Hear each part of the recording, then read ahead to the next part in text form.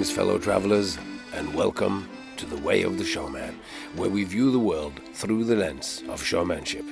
I am Captain Frodo, and I will be your host and your guide along the way. I'm very excited today by the fact that I'm finally getting around to sharing with you my first recorded conversation with Nick Difatte. Nick Difatte lives in Las Vegas. He is an extraordinarily funny comedy magician, which we will talk a lot about. So I won't go into so much detail because when I start the conversation, I basically talk for 10 minutes. I'm so excited to have him on the podcast. We recorded this when I was performing in Mad Apple in Las Vegas earlier this year. And it was recorded in the house where I was staying at the time. So I'm very excited about that. And at the moment, I am personally, just before we sort of power on into this conversation, I am finishing my fourth year in the theme park in the south of Norway as part of Circus Jesper, sort of circus and theatrical thing based on a story that I've talked about before. And this year, after having doing my acts here for 3 years, I have been employed as an actor. So I'm just in my final days of my acting career. I've been singing and dancing and doing choreography, and we're doing some illusions and stuff as well. So I'm getting to do a little bit of what I kind of feel like I should be doing, but mainly I've just been acting, and that has been an interesting process, but of course very nice to get good feedback from not relying on tricks. Us performers, whether we do magic or we do juggling or we do whatever it is we do, we have a tendency to hide ourselves behind the tricks, and it's been an interesting learning process to be just delivering text written by someone else that I've been tuning it and getting more laughs as a result of it. Anyway, that's been very fun. And there's been getting a little bit more traction on the Way of the Showman Instagram. I have been posting reels where I've been talking about words, and I have been talking about all kinds of stuff. So if you are on social media, it would really make me happy to see you follow me on the Way of the Showman Instagram account, and then maybe we could make it something even more exciting, And this last 2 months, I have been working solidly on writing a book. It is a book where I am compiling my ideas on what showmanship is.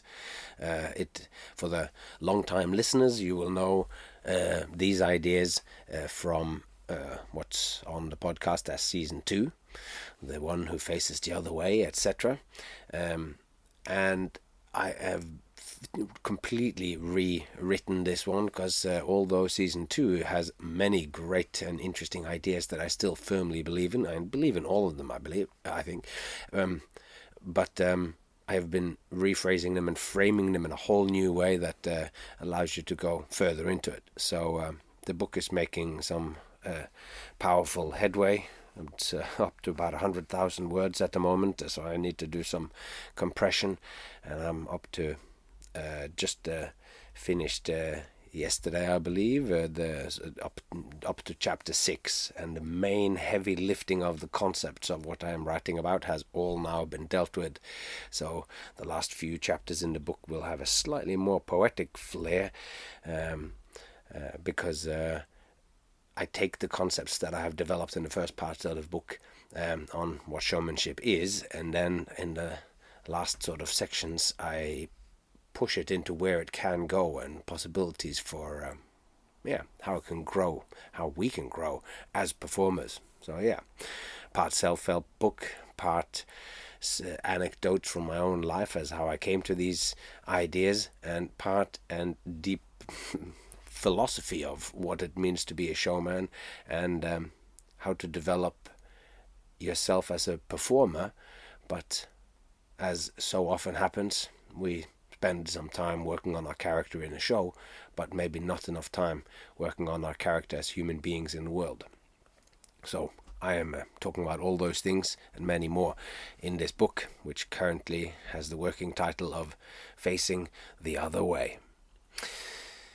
Anyway, more about that later. But for now, enough talk. Let's jump into the world of ideas and meet the ever awesome Nick Difatte.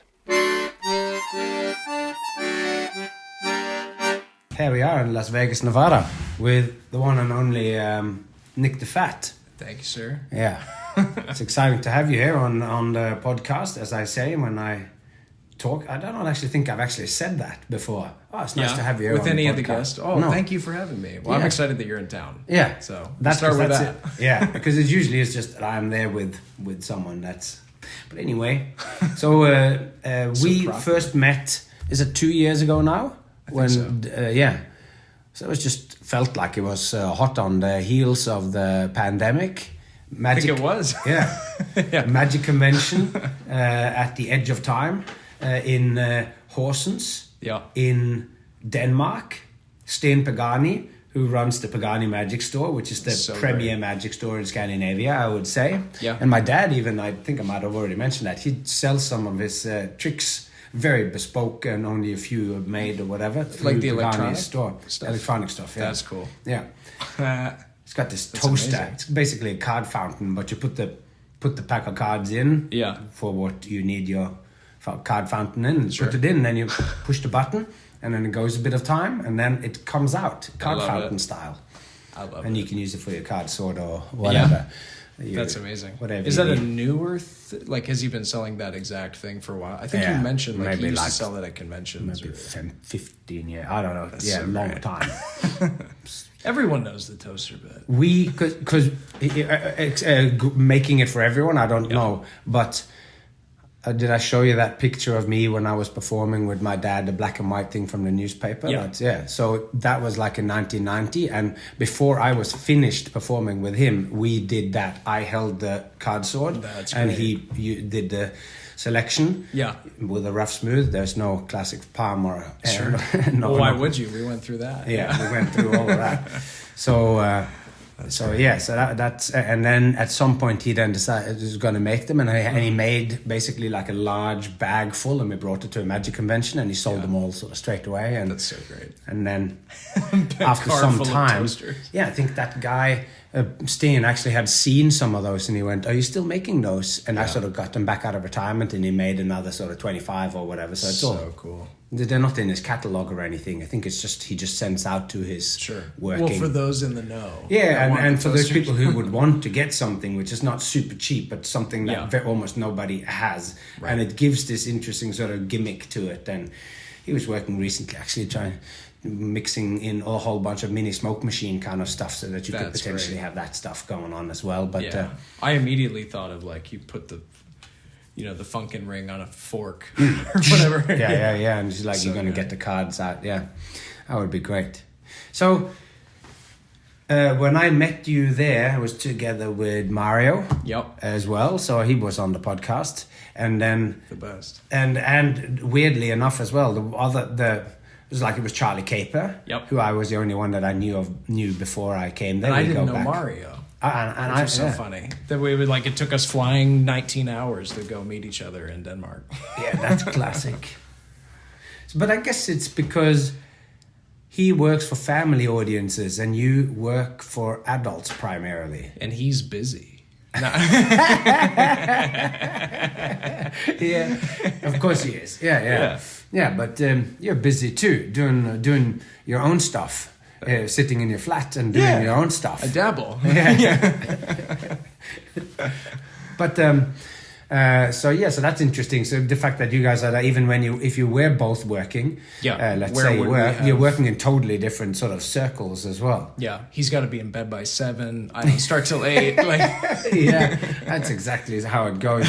But nowadays, though, you guys might meet a little. Have you met him since? We haven't been able to hang since. No, we haven't been in the same city. Because I was thinking, because he now, I don't know how big he was on being at the different magic conventions back then. Sure. But did a handful of them in the States, I think. I feel like I saw him perform a long time ago. Because now I've seen it also Fest. Because anyway, that's he's lecturing more. I think he did the Penguin thing. Yeah. So he's certainly like doing the magician-centric events. Yeah. Too. But yeah. And one of those interesting things with meeting you there, and it was of course because the other thing is that it's in the hometown of Morten. Right. Morten with 2 N's. Right. The world champion of comedy magic. Right. Yeah, which is intimidating for someone like you, no doubt. It's so great. Yeah. So he in Montreal he won the comedy award for the first time in years. Nobody had gotten the comedy award for because they don't have to give it out. Yeah, that's right. So it was like out of nowhere, first one in 10 years. Kind of so thing. That is based on, I only know this, I have a cursory knowledge of it, but it has to do with you need to get a certain amount of points so you can win the competition, but that doesn't mean that you get the world champion title. Right. To get that, you need to get above a certain amount of points or get enough judges to give you above a certain thing so that it actually is not just that you were best that year, but you were pushing the art, pushing the technique, pushing the some things that makes you goes, oh, this is actually the world champion. So there had been competitions every FISM, but no one had won it for years. Yeah.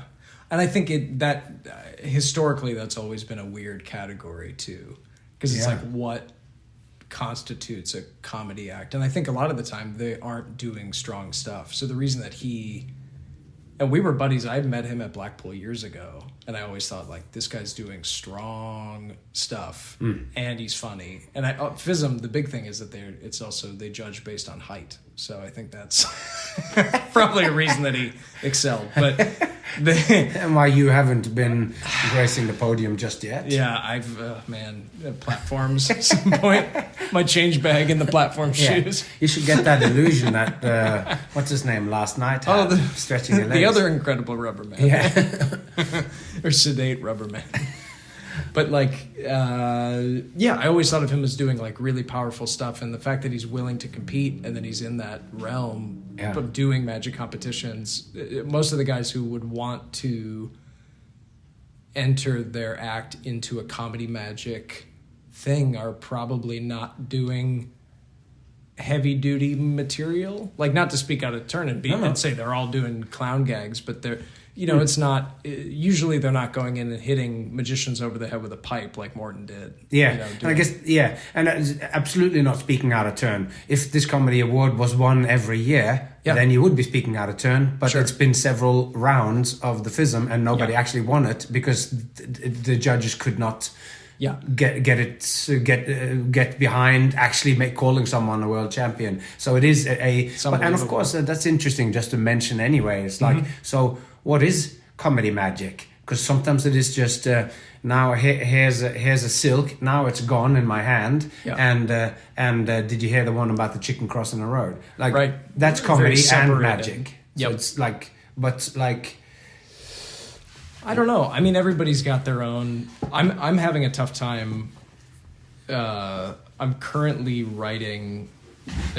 Richard Kaufman is doing a re-release of the, or not a re-release, but he's doing a new edition of Greater Magic. Oh yeah. And so, in the book, historically, there was never a comedy magic chapter, and so now there will be one.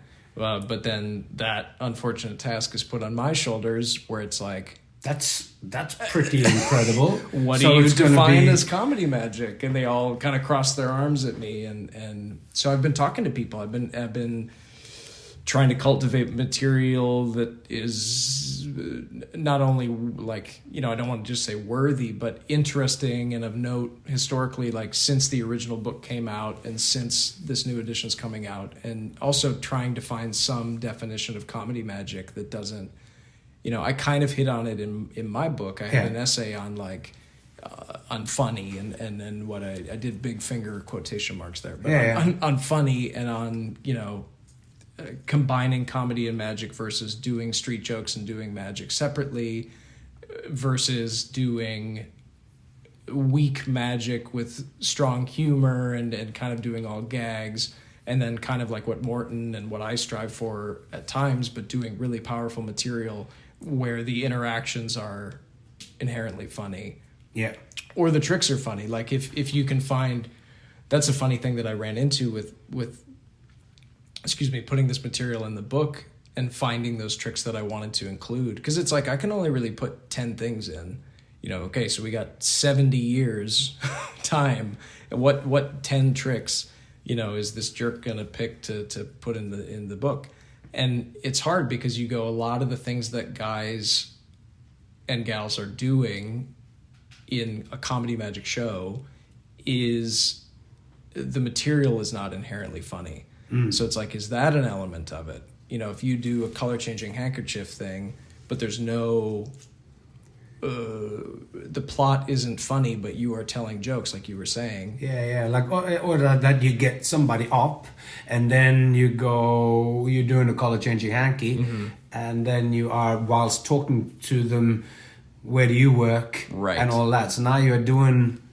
Everyone is laughing all the time because you're having great funny interactions, but the magic is happening and there is comedy happening. But like, and so that's really interesting. Like, what makes a trick funny, or is it just like the presentation? And you are then are you looking for, because this is not supposed to be a joke book. It's not supposed to be these are great jokes that magicians did. Right. So it's supposed and that to you should do. The whole point is not to do like. I run into that problem all the time where you write a book, or not, I don't write books all the time, but you write this essay that you want somebody to read, and you want them to understand understand a concept that you're trying to put across. And then in order to do that, you give them material, or you show them material, right? Where you go, okay, when I wanted to say this on stage in this funny way, I used this trick, and here it is. I'll explain it so that you understand it.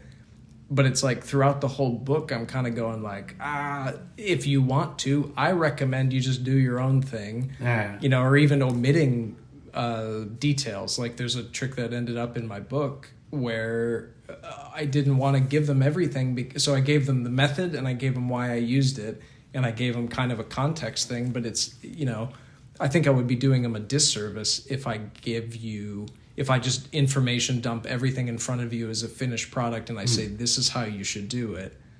Because that would have that would have killed a lot of my thinking, I think, when I was like a teenager. The people that were around me weren't giving me beginning to end things and saying, this is what you do in order to figure out your show. Here's a trick, beginning to end. It was like, no, let's take a step back and like, what do you really want to do? What do you want to say? What do you, not like 17-year-old's comedy magic show is saying anything deep, but it's like, who the fuck are you? What do you want to put across? There's got to be some sort of truth anyway. Right. Like, you're not going to say something big, but if you are at that age and you find you really like hot dogs and not burgers, and you want to do comedy sponge dogs from the pocket, write that down, or whatever. We're recording, so I'll give you this recording for later. I could use Jay's AI thing. Jay can use the AI thing. Find every reference to hot dog in every episode of Way of the Showman, because it is just that reference. Like you want to be anyway. You want to be It's.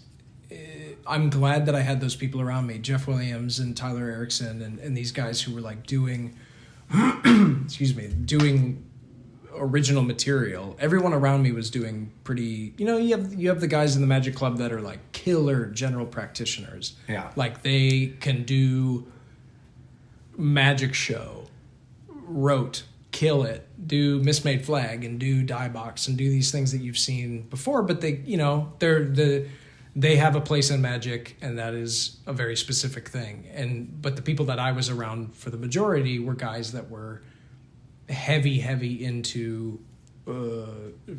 Luckily, I feel like I was just in an area where people were funny, and they were doing original stuff and using original things and doing stuff that, I wasn't through these people helping me cultivate it. I wasn't doing stuff that. I wasn't wearing a tuxedo and doing doves. Like, I go, okay, I look like a dweeb.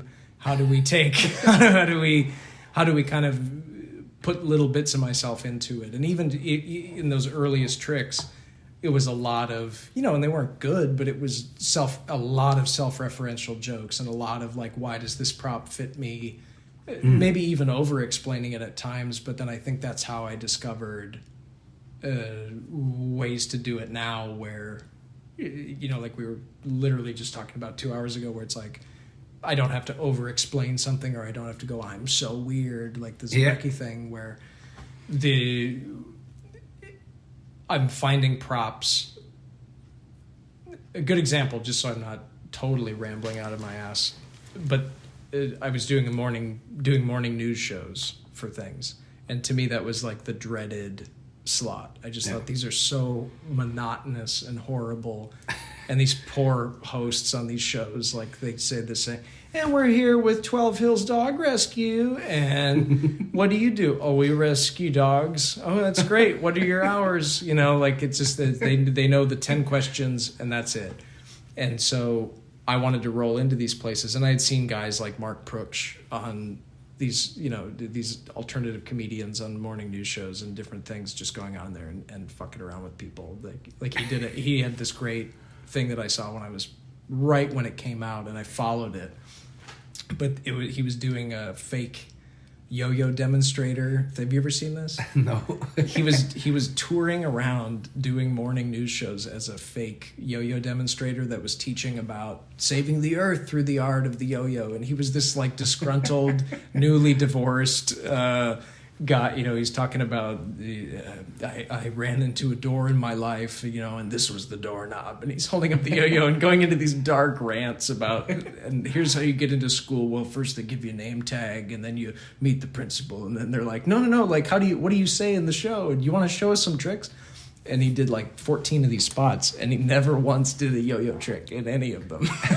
so it was I had seen a lot of comedians growing up that I was into these kind of guy, Price Master and all these things where it was just guys kind of doing pretty absurdist things, and the Leftover Chef, the guys from Found Footage Festival, and all these like things where you kind of somehow get TV time doing interesting things. And so I wanted to approach if I go, I'm at the Chuckle Hut at 7 and 9, and they go, isn't that great? It's right on the corner of Decatur and Sunset, right by the Taco Bell, and tickets we do 2 for 1, and it's all that same the stuff that everybody hears 1,000 times. I wanted to go in there and like kind of make it happening, if I could, in a loosely appropriate way that would break up the cadence of that host's normal comfort zone.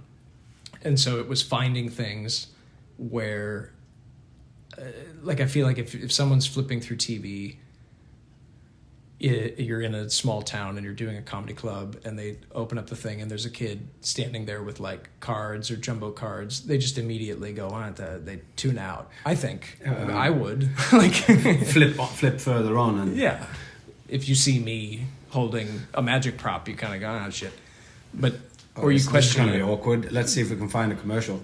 Exactly. Yeah. Well, we don't need to go there. Yeah. We don't need to pay money to see him at night. Because we just proved why we wouldn't. No. So finding props that were immediately like, they tell the whole story immediately. So if you click to that channel and I'm holding 2 inhalers, and the woman is trying to discuss when the show starts, but I'm asking when the segment starts, and I want to get in to do it. She's asking about when do we do the trick with the big deck of cards, and I'm already onto this other thing that she doesn't know that we're going to do. It was just like experimenting and breaking that up. But the big example was inhalers. Like I found this trick with it used to be the multiplying foam bananas.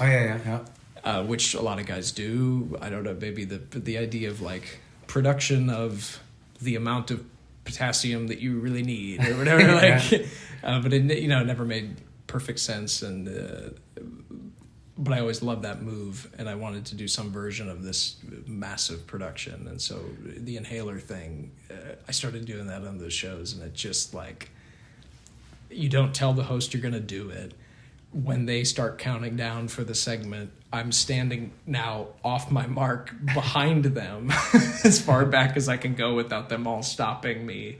And I'm like shaking the inhaler up and getting ready to use it. And then when they start talking to me, it starts multiplying. So there's magic happening within it in chaos. Whilst you're talking, yeah. And So- it's like, so they want to do an interview and you want to do it, but you have done the perfect kind of clown skit that you go, the clown wants to sit on the chair, Right. but what gets in the way Right. of this? And all that stuff that gets in the way then creates the journey, and you are like standing there and they go, oh, it's now, and you're not where you're supposed to, and they're Right. talking backwards into the studio, and you're getting ready and you can't do your asthma inhaling because they are talking to you. So it's like, And hopefully not doing it in a way that... So and it's multiplying, just in case people didn't Sure, understand. yeah, sorry. So You're producing doing a one, bunch of them. and you sort of put it away or whatever, and then comes another one. You got two in your hands, and you keep putting them away, and it's just like more and more inhalers coming out. you could So do it it's endlessly throughout the thing. like which I've people done. might have seen people do like cards. It's like, here's a Yeah. card, and you put it away, and you put it away. Here's a whole fan. Yeah. And so it's that sort of thing. You're trying to do an interview, and the inhalers, you can't put it away, and it keeps being more of them.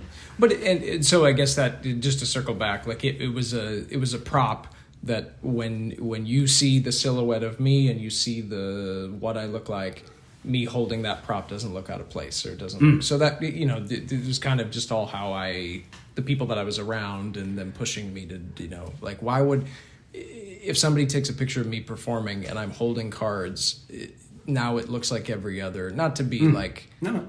I heard there was a theory that I always kind of disliked, which was that I heard this lecture when I was a kid, and a lot of guys reference it, I think, in magic and in no other variety art form. but like, if you become the meatball magician, all these guys, they do card magic, but if you become the meatball magician, then you're the only meatball magician. And I was like, who the fuck wants to be the meatball magician? Unless you're like this big, if you're a cartoon chef and you were born like that and that's your genuine truth. I don't know. It was just like, to me, that felt like we were going further away from the mark. Like, I just need to find a thing. Well, I'm going to be the plastic potted cactus guy, and that's all, you just got to find something that no one else gives a shit about. The thing that hasn't been taken yet. Yeah. Right. What parking space is open in magic? And so, but, being able to hopefully find things that fit in that world and kind of curate it to some degree instead of just doing... Like, I love card magic. Yeah. I get a kick out of it. I'm not dogging on any element of it. It's just like, it genuinely doesn't fit into what I've curated up to this point. Yeah, so that's the like, of course, it would never bagging on anything, because whatever it is that I ever give of advice, say, well, you shouldn't really do this. Then either me or someone else will go, well, there is this girl or this guy. Of course. And they make a living from doing exactly those three things that you say Of that you course. shouldn't do.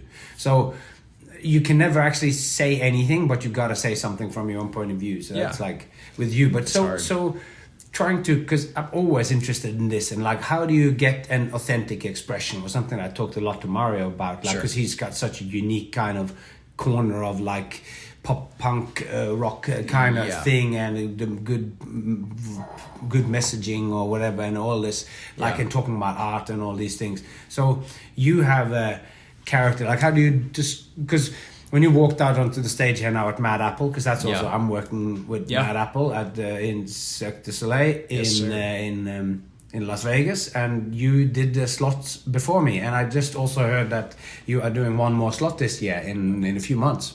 Going back. Exciting. So that's good. Dude, they must have liked you then, since they booked you again. So or like nice. we're like, just to go, to circle back, I'm free. You were available. yeah. When they needed someone in that time, you were available. Yeah. Mario was totally full up. Yeah. But it's also, this is not quite Mario's crowd, is it? It's like these guys want. It's like. They want dick jokes and crazy stuff, and you're a weird guy. No, sure, but because you come out onto the stage and you seem weirdly sort of straight and awkward. You got a kind of, I don't know what that is, like a sports coat, or what is that kind of coat that you have? Yeah, it's and also there's a weird thing about that. I don't know if we've ever talked about it, but in the last few years, I've found that the ones on stage.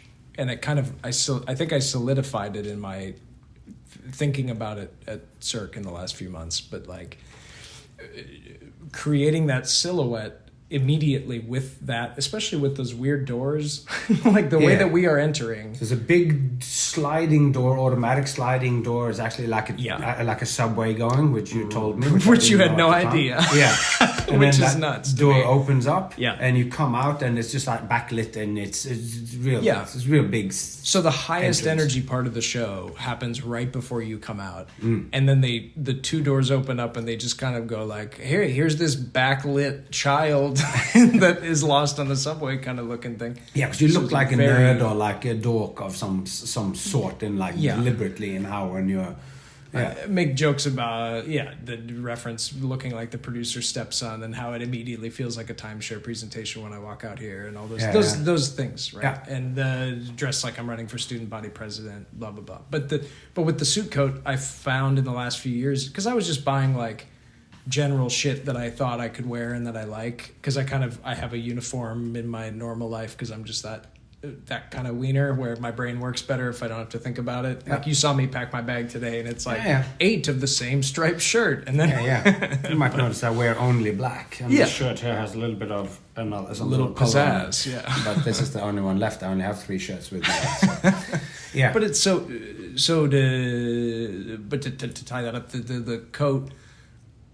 For years it was like, oh well, some of them have shoulder pads and some of them don't, and some of them this and some of them that, and then I figured out, to me, to make that silhouette the most solidified in that character, if we want to really call it that, like to make it look the most me in that spot, the sleeves are like a 1/2 inch too long, so I kind of have these weirdly long like kid arm, the weird dangly arms. And there's no shoulder pads in any of the coats that I wear now, because I think it in that silhouette it would make me almost look more structured. And I want it to look more not underdogish, but underdogish. Sort of dweebish or whatever. Like your shoulders are low. You don't want the power suit with the big shoulders and a narrow... Klaus Nomi kind of like, triangle. Well, it's like Rudy Kobe has that look. Yeah, big time. Because he looks like a cartoon character and he has that huge, exaggerated that, and you're like more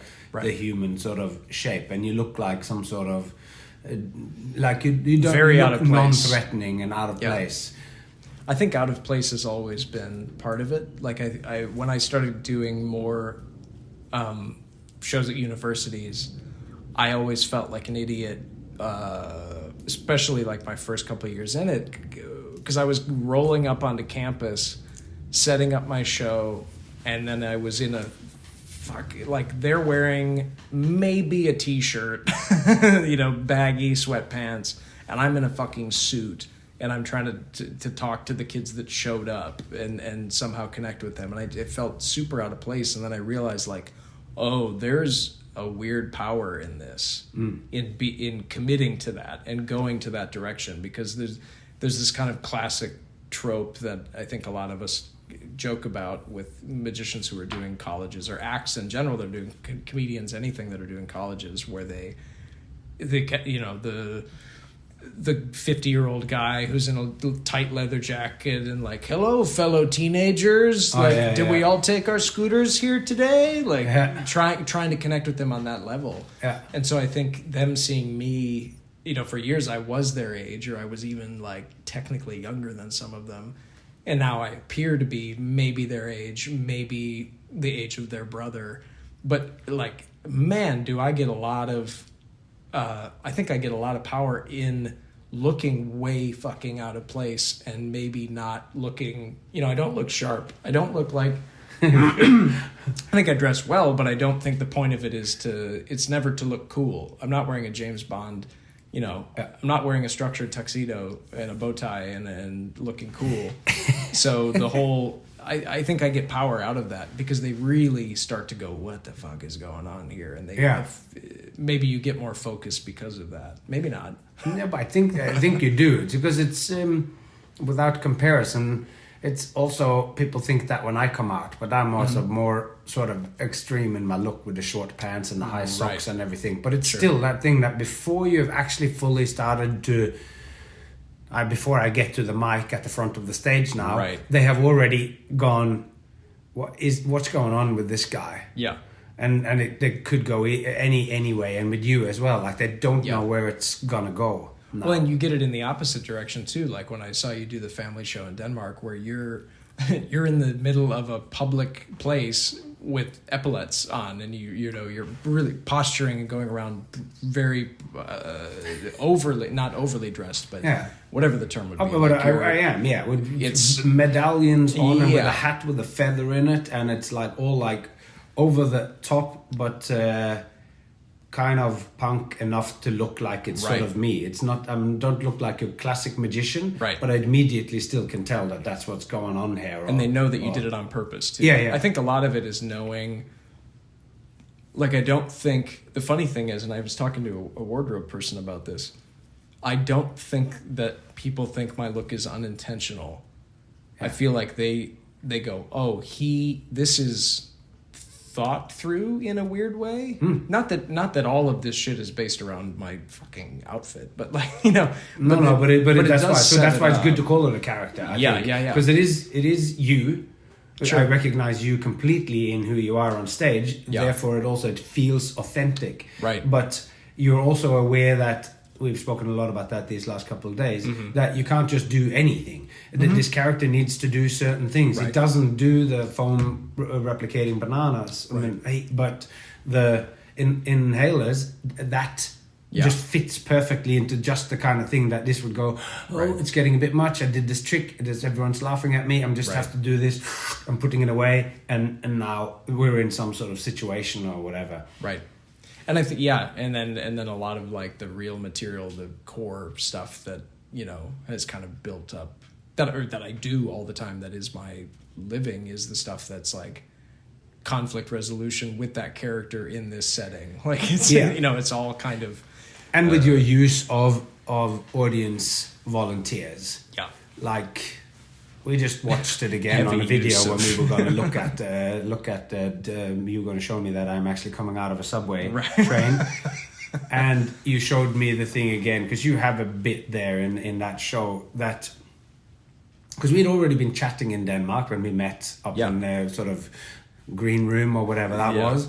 And then I saw you and Morten perform at night, and you did your bit, and I'm with where you give the guy from the audience a whistle to blow on. Yeah. And maybe it's because I'm a sad and lonely guy, or maybe it is that I've just seen a lot of stuff, but I don't often laugh out loud. You and me saw 2 shows last night. And oh no, I did laugh there.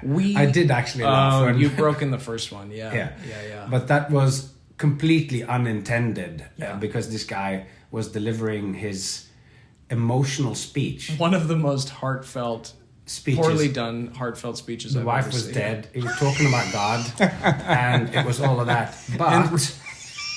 But this bit is heavily scripted. Sure. How did we know? Because at the side of the stage, and you hadn't told me, but what's his name yesterday? He had... buddy Alex was aware. He knew about this. And at the side of the stage, on a large flip-over board, was the script for the emotional bit. Handwritten with marker on the paper for the emotional bit. I couldn't quite see it, but it was pretty much like... And at this point, and when he then said, I believe it was Helen Keller who said, and I was like, oh, now we're talking about Helen Keller, and I was like, oh, there's some funny material here with like the fact that she's deaf and blind and dumb, and then going, so I was lost for that next bit, but then going in, and then watching this man who's been open for 2 months, still don't know his emotional pitch, and he's reading it off a thing on the side. At this point, then I just totally lost it. Yeah. So, but anyway, my point was... It was a perfect storm. Yeah, it was a perfect storm. But that was, I think, unintentional, because this guy Of course. It was completely unironic. Yeah. So but be that as it may, sure. It's not often that I actually lose it so that I have tears in my eyes. Right. And I didn't laugh as hard yesterday as I did when I saw you do this bit where you tried to get the guy to blow a whistle. Sure. And seeing this guy, and I lost it so hard that I laughed well until you were finished with your fucking Velcro suit or whatever it was that came afterwards there. So much that I had to get undressed. I had to take my jacket off and just sitting in my t-shirt and going, because I was just sweating and laughing and crying. And it was great. So thank you. And this is, of course, what comes out there. I don't want to give away everything. I'm happy to. There's because it's basically it's getting this guy to blow on it, and he looks so weird, and you get so much funny stuff out of the way that this guy, and I was going, what is going on? Is it COVID? Is he afraid of the corona? Like, is it what's going on with this guy? Like, it's just blow the whistle so we can get on with this act and whatever. Yeah. And then after much back and forth, and your rapport with the person that you have up, because I saw it again yesterday. Yeah. We were looking at the video. It's just a reference video, not particularly well filmed. It's not something cut together. It's just a one-shot thing of that. And the man who is sitting up on the stage is, before he starts to need to blow the whistle, but he's already laughing so that he is crying, and he has to bring out a handkerchief, and you make fun of that because it was a monogrammed handkerchief. And and I see him do it, and I go, I laughed like that when I was watching it last time from that engineering. So I'm going like, it's so powerful, and it's hard to explain when you're doing this sort of stuff on here. But but your way of interacting with that, and this dorky kind of guy's way of dealing with the person who can't blow this whistle, and then when it in the end, and you go, oh sorry, my bad, that's the lid for the that's a marker cap. That's a marker cap, and it's just the top of the thing, and you just take it away, and then you continue with the trick. And the fact that it is, and it's also just to give like a tiny bit of, not context, but to frame it a little bit. I think a lot of it is the dynamic of the age and type of people that I deal with at different parts in the show, which was a big thing. When I was growing up, that I saw how Mac and Mac King and Tom Mullica and these guys and Stephen Bargatze would use specific, archetypes of audience member that their style of character could deal with. And so I was lucky, I think, that when I was young. That's so interesting. Yeah, expand on that a little bit. So just on this one here, so that act, like, what person do you choose for this? Because in the video that we saw here, it's always an older man. And how long might have been? He's older than me, like 60 or something, or maybe 50. I want him to 50s, look 60. older than that even. But it's all like the first chunk of my show, I use a woman for the most part, and so it's younger. Maybe she's in her 30s or 40s. I'm not as, I'm not going to say aggressive, but I'm not asking her to go as far as the guy with what I'm expecting, if that makes sense. I'm not asking her to blow into a whistle. I ask her for some information, and we have some nice rapport and kind of building trust and building the world that we're whatever, all the same shit where we're setting up what is going on. And then once I've got that through fluke or whatever, I realize that the type of person that somebody who looks like me, who looks muggable, like the kind of person that I bring up, could be an older guy. And now if they trust me and I'm able to treat him like I had a big, this is an interesting tiny aside, but it's what made it click. Somebody said, you're way funnier off stage than you are on stage. This was when I was like maybe 17 or 16. They go, you're way funnier off stage because you're pokier with your friends and you're way more comfortable around your friends. And so I was first off, and as we've discussed, I'm an anxious guy. And so when somebody says that to me, I go, oh, fuck. Like, I'm just doing this worthless stuff. Go, great. Now you've gone and ruined it. And so it was, how do I make friends? How do I build a relationship with the audience within that 15-minute slot? Like, we'll use the Mad Apple, the slot that you saw, as an example. But how do I build a rapport within that set so that I can take it as far as, maybe not as far as I would with someone I've known for 20 years, but I can... To make them comfortable enough to let you do it, and make you comfortable enough that you feel like it's appropriate to push it that far or whatever. Right. Yeah, it's a mutual thing for sure. Yeah. It's a super, it really is... and that kind of the marker cap thing, and like the thing I showed you last night with the counterfeit bill. Yeah. Those gags are the things that I do to fuck with friends. Like I have a thing about that's in my lecture just now as a demonstration, but I used to do it casually where I would explain the new sports mode on the iPhone.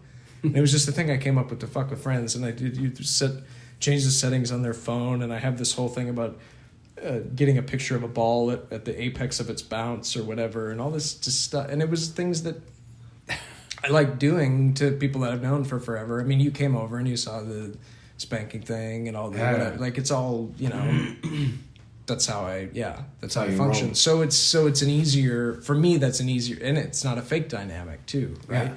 So once I build that trust with the guy or with the woman up front, like, not to just say I could only do it with this type of person or this type of thing. No, but you have your ideal or your archetype, or what you call it before. It's like archetype, you have like this particular type of person. If you get that, it works well. So you're looking for someone to fit that bill. Sometimes, of course, when you pick them, they're going to turn out to be quite different than they looked, or you misread the situation, and then you play with it. Yeah. But there is, of course, remember a friend. Or they're just a dick, Exactly. Yeah. Who did the same kind of thing. He did Kaput, Tom Flanagan does, and in his act, he's going to show a movie and everything falls apart, and then he needs to fix it. And when everything is just completely unfixable on the screen, and everything that was on stage when he came in has broken and fallen apart, he sort of pushes it back up, makes a thing, and then gets a woman out of the audience and plays out the love story, which is on the poster that there is the movie that they supposedly were supposed to see.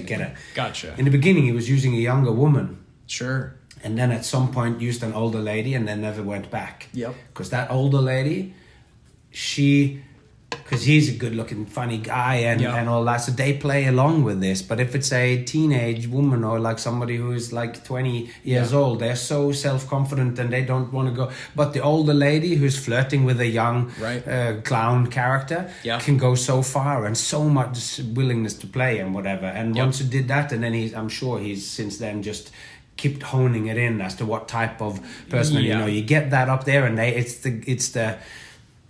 the end of the Middle Ages woman who comes up and is just having the greatest time having together with this guy. Then that is just such a beautiful thing to see. And so it's the same, like finding that archetype of where you go, and that takes experience as well. For sure. Doing it within my act. Messing up a lot, I think, for a long time. Because I would use people for years. I was like, well. And this is again years, but I'm 17 or whatever, or 16, and you go, okay, well, you get someone your age, or you get someone that I would have a social interaction with. Like, I don't hang out with 50-year-old people or whatever. I'm a kid, and But then you realize that that's so wrong, and that that dynamic doesn't. Also, like, I honestly, I think the biggest part of it that I think about now, especially like if I'm doing stuff at universities, that's an interesting climate right now. Oh yeah. Where people are maybe not, I'm not going to say overly sensitive, but they're like, it's a totally different vibe even than when I started on them. Yeah. And it's whether it is sensitive, maybe it's also like the reaction to being offended, or the reaction to being triggered by something is sort of different. That might feel like it's now. The result might be that the show sort of gets stopped in its tracks. Right. That it gets called out, and it gets sort of... So you have to just be more aware of all those things, And so I consider those... a big thing that I think about is I don't... So, tiny bit of context. I considered... I went through my show, and I was taking out all of what... We were talking about this a little bit last night, but boom mic moments where I don't say... comedy, and I don't say show, like, oh, tonight's show. I don't want to talk boom about... mic, you mean the film is being made and the mic drops into the thing, and all of a sudden we are no longer in a grocery store, we're in a film set, and this is a movie being made. So it's, you don't talk about jokes, you don't talk about, I am now going to do comedy. Right. Yeah, let it emerge out of the Here's scene. my set. I've never understood, like... Now I'm going to do a joke. Yeah, here's one. And then they go into, like... I just never understood that. And I've been trying to put that into words recently with the help of a few people. But so I took all those moments out. And then I realized that for me, I was feeling other things that I would consider in the same vein. I guess I wouldn't call them boom mic moments, but they're like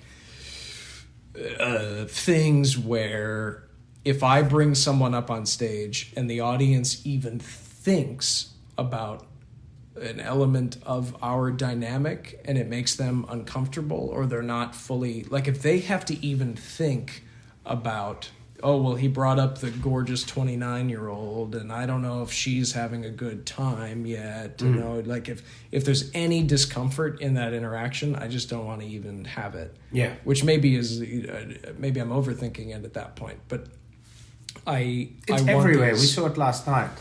Yeah, an absolutely. older gentleman who picked a teenage woman and then held her by the hand to get to the side of the stage and up, and it was a long moment, and he kept holding her by the hand, and I went, this is uncomfortable. Yep. As it was when he got to the stage and that he let go of her and nothing shifted. Nothing. Yeah, it was like, and it's still weird. And it was weird, but it was not like weird in any kind of sexual or any sort of. It was not inappropriate, but just that holding of the hand changed the whole flavor of. By a mile. Of that. If he hadn't held her hands. Little things like that where you go, maybe that was cool when he, 15, 25 years ago when he was young. Maybe in the Roman times. Holding a child's hand for an hour was a good... Yeah. I don't know. It was... but even the fact that you had to have that thought, and also an interesting thing from last night, and so, because it totally plays into this, is that first interaction with in my show, It's a Woman, or in this set, like we'll just use that 15 minutes that you saw a day ago as the example, but using that time with the woman to build a rapport with the audience and build trust and show what the vibe is and get some jokes out and also do a cool thing, hopefully. The way that was handled last night by the person that we're referencing that held a kid's hand, he said, "We're not going to do XYZ." And then he walked her by the hand up onto the stage, and then he did exactly that. Like not in like in a referencey way. No. He said, "I am not going to take you onto the stage and saw you in half." And then he brought her up on stage, and he showed that the sign says "sawing a woman in half." The second that he had locked the kid in a box, he pulls the sign off. This is sign. So it's like, okay, we don't trust this guy at all.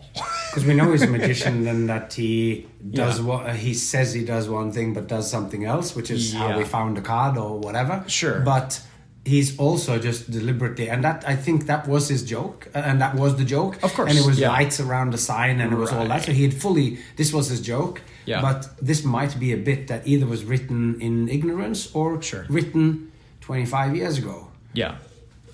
I won't comment on which one I think it is. No. But I think it could be a combination of both. I think it's a big, that like immediate distrust, or even like you having the thought of, wow, it's weird to, and maybe he only held her hand for 30 seconds. Yeah. But it's still the fact that that ran through your head is something that I want to avoid. And it was and that said, I mean, you don't, it's like when you say, oh, then I pick like a woman who's like sort of in her late 20s or early 30s, that means that you've picked the girl which looks older than you. How old are you again? 28. 28, yeah. But you on stage, it's like you say, it's like we're not sure if this guy's 14 or 40. Well, and I do want even if I get up someone who's like, who would be, I don't know how to describe it, who would be cast as a grandmother in a show, if I get up an older person, I want to be able to go, hey, as if I'm off mic, I want to be able to lean over and go, hey, thanks for not kicking my ass. Like all these bits where they still feel like they're, like we're equal players in this thing. Yeah. Or she might even be... on top, like totally she feels dominant. Like if she goes, can you stop being so silly? I'm leaving the stage. That this is an option, and in your show, they do sort of, I mean, less so by the time that you get to the guy who can't function to do the stuff, because then you are genuinely going like, just get your shit together, just blow the whistle, or like so we can get on with the magic trick. The confetti thing, the picking up the confetti for the spoons is the big example. Stage cueing him to mess things up and then having these conflict resolution moments. Yeah, exactly. Like you set it up so that you have to throw the confetti at this point, and then you make it seem like this point comes, and he throws the confetti, and then it's like... He sets off all these other things. So it's not even just me. He's not just upsetting... Which I think was an important thing in the structuring of that, was it's like, he's not just doing something that directly pisses me off. It's he does something which sets off now the sound guy hits the cue and the 2 confetti cannons go off, and he set off this stack of dominoes. He starts a cascade of finale things when it wasn't supposed to, and then you're left in this perfect vulnerable collapse of a situation where the trick has failed and everything is set up and it's like not ready yet. He doesn't look dumb. No. Which is the interesting part. Yeah. So he fucks up a task and I look like an idiot, which is kind of because it's helpful. your fault. Yeah, exactly. So it's But there's I don't know. There's a million things to that stupid trick too. But to me the trust thing is huge, and so that was a weird thing to have a killer example of it last night, where it's like, I'm not gonna do this to you, child, and then doing it. It's like, I think, and a thing that was in this is funny. I've never really talked about this, but there's an old notebook where I was trying to. It's very hard for me to describe the character, quote unquote. Like it just, I haven't been able to persona, or like sure the way that you are when you are on stage. Yeah, the version of yourself that's the stage person. We've had a bunch of different. Derek Hughes has helped me a lot, and Mick Napier was really helpful. We did this workshop thing in Texas where we all kind of were able to look inward at each other, and it was all people that we knew, and we all knew each other's acts really well, and so we were able to be brutally honest for a week.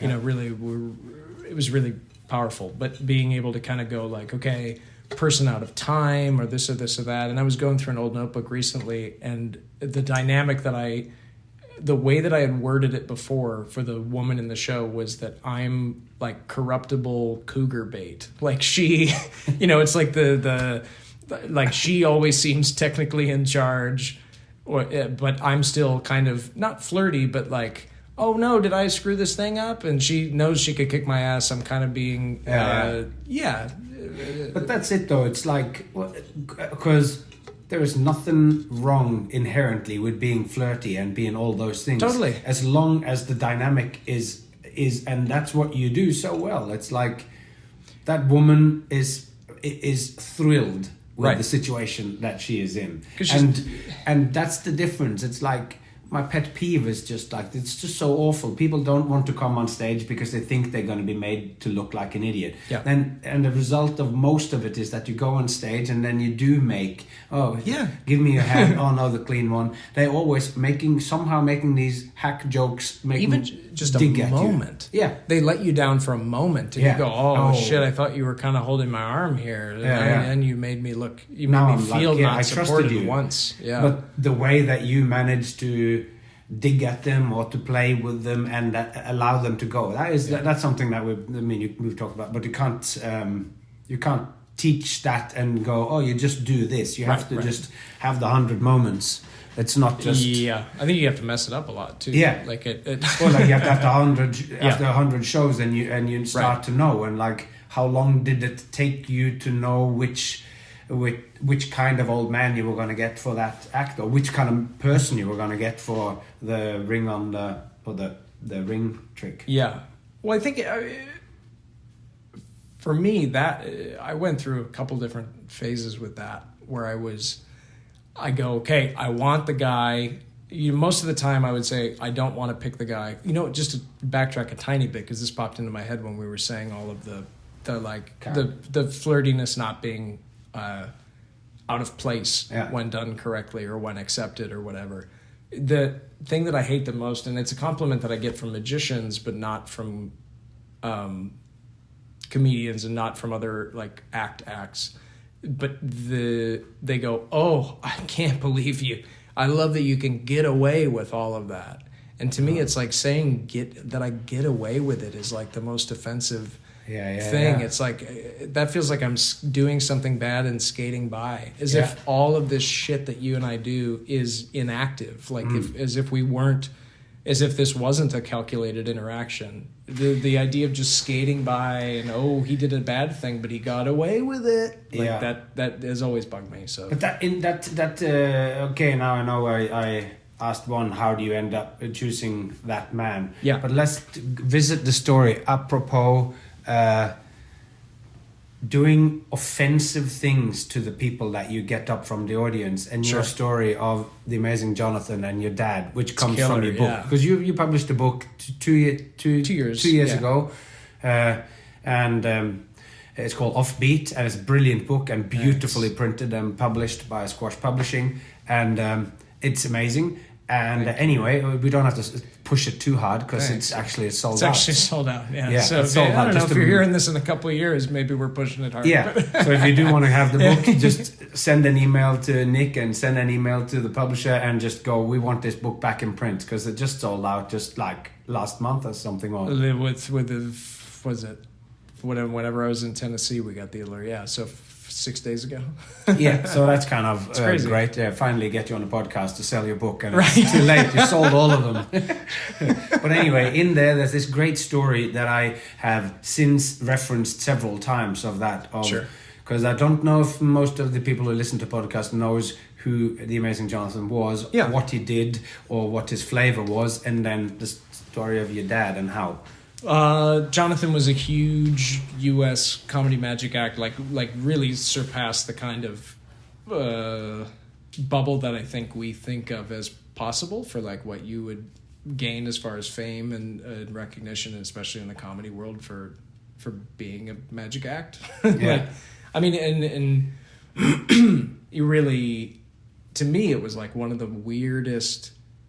It was barely, he really didn't do a lot of magic. There were maybe like 2 tricks, if you really want to call them that. I think I asked him about that once, and it was kind of like, sure, the card in orange part is a trick. Sure. I think the magic wasn't taken super seriously, even though he was he was passionate about magic. But it was a very off the wall, offensive, harsh, abrasive, I probably said fast 3 times already, but like, and as hard, fast, and rude, and almost like some of the things, like what is it that he drinks? It's like he drinks. There's almost like a freak show kind of angle to a bunch of the stuff. And like drug references and a whole bunch of like everything that's wrong. Drug references and drugs. Yeah. I'm pretty sure I saw him do a bit where it was like implying to do cocaine on stage, and it was like, oh, I think he just did a line off his table. Yeah, but he also has that, like he sucks up the cartoon version. The cartoon version where he just sucks up a whole bowl like a jar of it. Yeah. So it's like and. He was the best. It's being rough. Yeah. Or whatever. And then as a teenager or something, you went to see him. Yeah, so I was a fan. His specials got a lot of circulation. I think they were also really big. There was something about Comedy Central aired him over and over and over again in Australia and a few other places. There were like pockets of places that he was big in touring. But I had seen the specials a bunch as a kid and thought he was just, the bee's knees, and thought he was incredibly funny, and I wanted to see him, and he's in Vegas, and I was on vacation with my parents, and my dad was like, let's go. And we go, and the guy's like, ooh, 21 plus. I was 13. And so I was like, oh, but we came, and my dad was like, he does magic, and he's a big fan, and the door guy's like, oh, okay, sure, whatever. And he kind of let us in, and we sit like second row in this theater that at night was a gay bar, like next to behind Planet Hollywood on Harmon, and he did the show, and it was fucking incredible because it was one of the like tighter prop comedy hours that I had seen. Like it was nonstop, bam, bam, bam, bam, bam, bit after bit after bit, and then he gets into the kind of I guess like the thing that a handful of us have in comedy magic shows, where it's like the part at the end where you get the guy up, right? And you kind of do rougher stuff. So I guess that's just a thing now. But he picks my dad, and my dad went up there, and I was like, oh, fuck. Like, I don't think my dad had seen the specials, but I certainly knew what was coming, and I knew that it was, like, pretty hardcore. And yeah. It's maybe not quite humiliating, but the it's person who comes up is the butt of the jokes kind of thing. It's not totally self-deprecating performer with apologizing for the... It's At all. You're the butt of the joke, and he tears you a new one. Yeah. Do you ever see him do the balloon thing? That was part of that set, but he would have the guy, like... He goes, here, blow this up. He gives him a balloon. He goes, big as your head.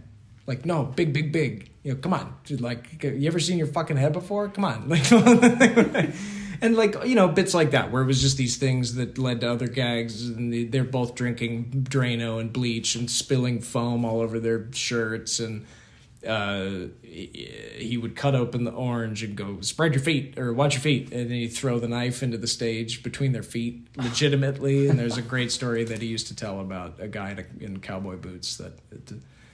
Great story. Look up him on different interviews. But yeah, so he does this whole thing, and I just go, oh my God, my dad, you know, who's a prosecutor, like it's probably not having a lot of fun.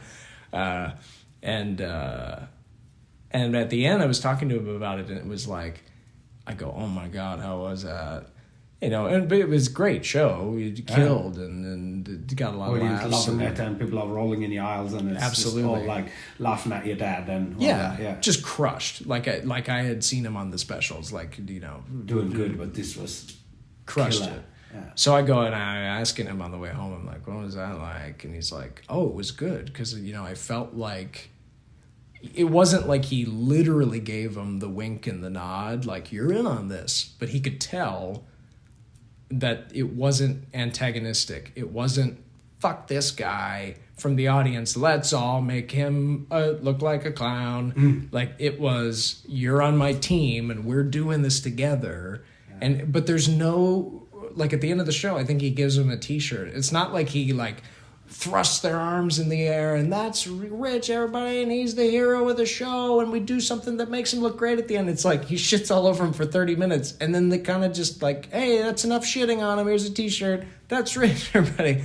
So it was, you know, it's like, and so it was me then trying to break that down and asking him a little bit, but you know, I think it's hard to put into words unless you've kind of done it. Yeah. But making those people feel like they're on your team without saying, hey, wink, nod, pull off the, you know, pull off the Cirque makeup, and hey, you're in on this. Because somehow that's the interesting thing, and I don't know exactly what he was or what he did, because a lot of that just comes through your attitude and the way that you look at someone. Yeah. And the truth of the matter is that when your dad stepped on the stage, and the two of them then worked as a double act, and your dad let him be the butt of the jokes.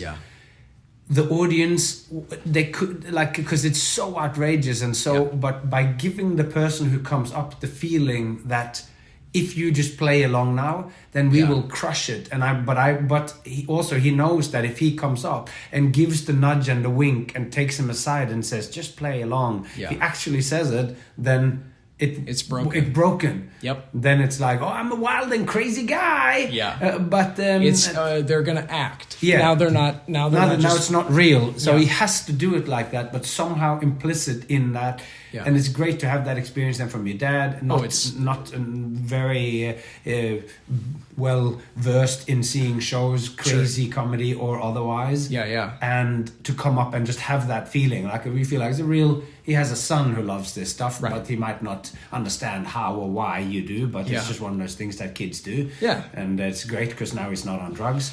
Right. Or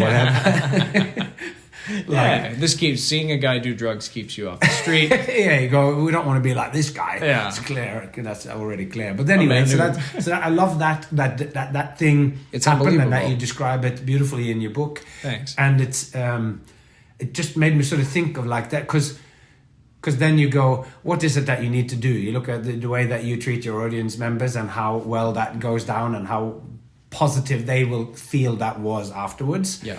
But you also like there's some of the stuff, the way that you yell at that guy. Yeah. It's like you are actually yelling at him and sort of. Yeah. But he's crying with laughter because he's on your team and he's Right. on, and that thing is not easy to do. And I could say, oh well, you should always be nice with the people you take up. Right. You should do this and you should do that.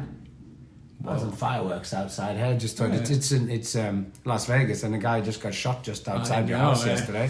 Yeah. But it's fine because it was the police. You're right. Yeah, so it was safe.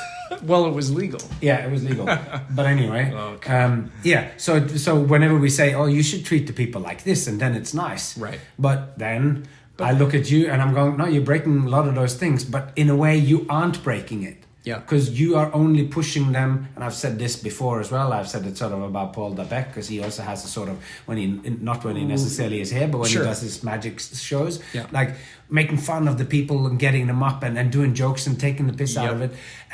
But I'm like, you're never allowed to be more of a dick than the love that they actually know that you have for them, or the respect that they know that you have for them. Right. And they know it's legitimate, I hope. Yeah, I think so too.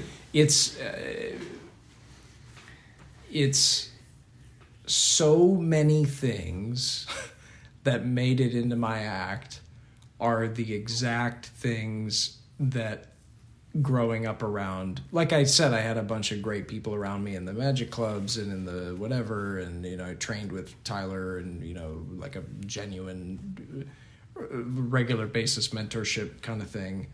But the kind of circle of magic, like even my first time ever working the Magic Castle, I've never really talked about this publicly, but like it was horrible. They would kind of go, oh, well, you can't wear, the castle didn't say this, but another thing, you can't wear jeans. And the castle goes, well, if you throw confetti, then the unicycle kid after you is going to slip. And so you can't throw confetti. You can never do that. And you can't be messy. You have spoons on the stage at the end. You can't be messy. And you can't talk to people like this. And I was doing that, the beginnings of that act at the time. This is like, whatever they call it, Future Stars Week at the castle. And a guy who used to run the youth thing was like, it's not the Spoons Castle. And you can't do this and you can't do that. And it's like, if I look at it, I would say that 80% or 90% of those things that people told me, hard rule, you can never do this, are the things that have directly led to every single job that I've done in the past 10 years. Yeah. Well, there you go. It's like another version of me whenever I say, this is how you should do it. Yeah. There will always be examples of professionals who've made a life and a career, supported their family and bought a house, and made a career amongst their peers. Sure. From doing exactly those things. For sure. No, I love it. It's so great. Okay, so then now we've cycled a long round around that thing. So now this episode sort of ended up being about choosing audience volunteers and everything. So like, sorry, no, it's a really good thing. And what was I was then talking about. I asked a question which I can't remember the exact thing now, but about how you ended up. Deciding that it was an older man that... Sure. I think some of it came from this is interesting because this is a recent discovery, but I, as a younger person, I've always connected better with adults. I don't know what the deal was, but like even in preschool and stuff, like I would rather just have an adult conversation than be talked to. Or like I just I didn't hang out with a lot of kids, and I didn't whatever. But then in school and in military school and just in my general life, like I've always gotten along best with the kind of cantankerous old guy kind of person. So most of the people around me were that, I think. And so like you have the hard kind of asshole military guy that's the teacher that puts on a real face about being, a proper gentleman and whatever. And that's the guy that I would rip on the hardest and had this good rapport with. And once you break through that barrier, once they know, like, I don't know how to describe it, but once they're like, oh, he's cool, yeah, you can fuck with me a little bit. And so I think finding those people in the audiences that I can break down that wall with that person. And I think there's something to the best versions of that show, and the best versions of me doing that are when you see a shift in that person, where they come up and they're kind of a dickhead, and I go, oh, you cross your arms with the arm with your watch on the outside, and you do this, and I don't uncross your legs, and I do all this stuff, and I just give them shit until they break.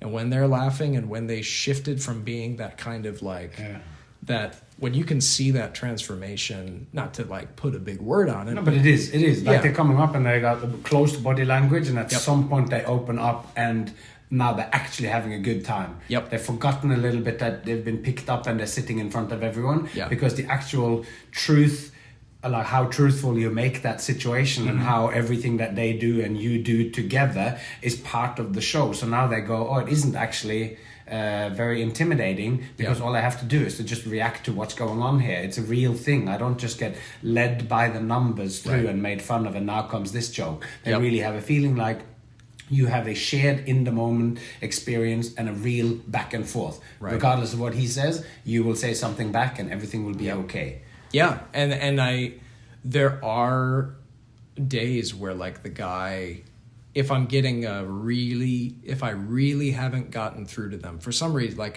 maybe it's me, maybe it's they fucking really don't want to be up on stage, which is a common thing, or they act like they don't want to be up on stage. I think that's another really common kind of person, is you get the guy that's like, I'm not gonna wave the wand over the box because I am not that guy. I'm a cool guy, and so I make fun.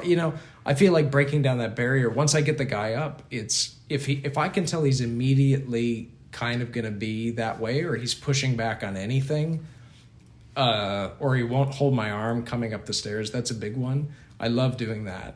So if he's like, I'm not, he's pulling his arm away, or I'm doing anything. If there's any kind of pushback to the initial interaction with the guy, it's an immediate like, hey everybody, fun train's coming, big round of applause for Mark, like all these like, oh, then you wore your cool shirt, where there was a guy in Tennessee this last week where he had like an embroidered parrot on his breast pocket, and it looked like, and I just stopped the whole show, and I got the iMag camera guy to come in really close, and I go, see how it looks like there's a bird in your pocket? It's clever. Like all these things where we really try to, it's like, what is the one little thing that's going to get through this fucking guy to just let him know that and there's also a lot of things, I mean, you I don't know if you must not have probably, but I have a lot of moments built in where I can swap the guy out. Oh, yeah. So if there's people that have seen me enough, there's 100%, there's 2 or 3 moments where it's not super weird to swap the guy out. It breaks up the pacing a little bit, but I've got a version of it where I can get out of it and get the guy. That's also great, yeah. Because that's it. That's what we just talked about before. Yeah. Sometimes you pick someone and they look perfect and they come up and they just don't want to play or whatever. Yeah. Can't judge a book by its cover. Yeah, that's right. That's really interesting. All right. Well, that's great. Maybe we should... I had my ideas and I told you what those ideas were about what we were going to talk about. Totally. And we went somewhere completely different. So I guess I got to have another one. Do it again, I guess. We got to do it again. I'm sorry. That's my Cinderella leaving the shoe at the party, trying to get back in this circle. It's awesome. Thanks, bro. Thank you so much. Excellent. Listening back to that conversation, I certainly miss hanging out with Nick. But for those of you who enjoyed this, I have 2 more conversations in the can already with Nick, and the topic that I had wanted to talk about in the first episode was secrets. So we did one more session talking about secrets, but didn't get around to talk about secrets in the way that we had first thought. So we did one more talk. So there's 2 more talks on secrets coming up, which of course magicians have a peculiar and interesting relationship with secrets, with sharing secrets and all kinds of things. So a lot of good stuff to come, as well as of course we're going to continue on with the exploration of showmanship and play. And anyway, if you do find value in the way of the showman, please consider subscribing to the podcast. It's free. but it really helps me and helps the algorithm find me if the episodes get automatically downloaded and I have subscribers. So please consider clicking subscribe and follow to the podcast, and possibly also on Instagram. Anyway, until next time, take care of yourself and those you love, and I hope to see you along the way.